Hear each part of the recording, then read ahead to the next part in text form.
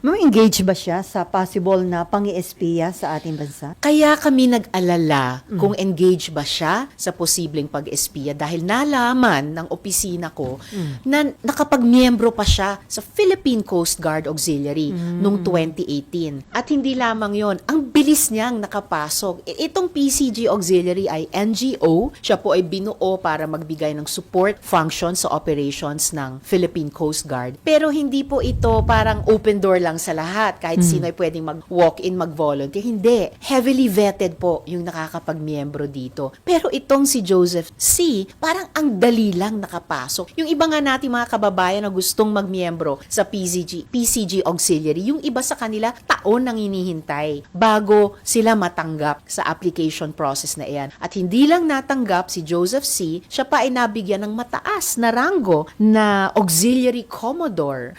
Imagine. At nabilang siya sa isang grupo sa loob na sinasabi parang special pa. Ang pangalan ay Executive Squadron. Ano yun? So, at ang PCG, alam po natin, kasama ng Philippine Navy, ang siyang mga, at kasama ng BFAR, ay siyang mga ahensya ng ating gobyerno at ang PCG at ang Philippine Navy, Uniformed Services, Philippine Navy Armed Service, ito ang naatasan para bantayan ang ating seguridad, lalo na sa West Philippine Sea. Tapos may nakapasok na isang Joseph C. na ngayon nalaman natin ay actually Chinese national.